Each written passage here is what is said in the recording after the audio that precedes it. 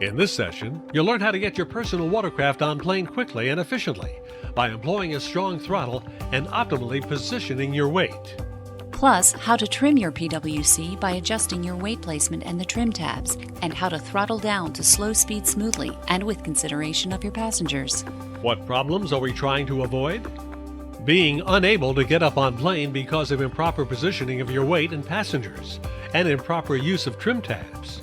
Too much weight towards the bow will cause the front of the PWC to plow down into the water. Too much weight towards the stern will cause the PWC to bounce on the water. Transitioning between speeds with erratic throttle movement. Failing to maintain a heading during speed change within 15 degrees, or 3 minutes before or after the hour on a clock. Decelerating abruptly, causing significant backwash over your transom. Failing to warn passengers of pending speed shifts, causing them to lose balance. And failing to maintain a proper lookout throughout the entire maneuver. So how do we do it right? First, position your weight and passengers to optimize stability and proper trim as you get up on plane. Trimming the nozzle down will help keep the bow low and be helpful for quick acceleration from a dead start. Use a strong throttle to achieve your desired cruising speed quickly, and reduce the throttle as the PWC approaches the desired speed. Once on plane, raising the bow will put less hull in the water, increasing top-end speed, but be aware it will also increase directional instability.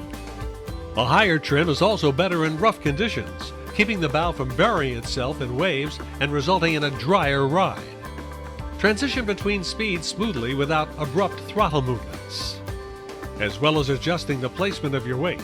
Standing with your feet planted back in the tray and leaning forward over the handlebars will keep the bow low when accelerating. Standing will also help enduring a rough ride. Your legs are stronger and can take more of the shock than allowing your back to serve as the shock absorber. But be aware that maintaining balance while standing up is harder in rough seas. Be able to maintain a heading toward an object or marker within 5 degrees or 1 minute on a clock by monitoring the PWC's heading and reacting swiftly and smoothly to course deviations. Anticipate the bow pointing off course so that minor turns of the handlebars and righting movements can be used to stay on course. When approaching a turn, let off the throttle briefly to plant the bow, then lean your weight into the turn and get back on the throttle to power through the turn with more of the hull in the water. Decelerate slowly so as not to have backwash over your transom. Warn passengers of pending speed shifts and transition between speeds smoothly without causing passengers to lose their balance. Once on plane, reduce the throttle and readjust the trim tabs to optimize efficiency. Maintain a proper lookout throughout the entire maneuver.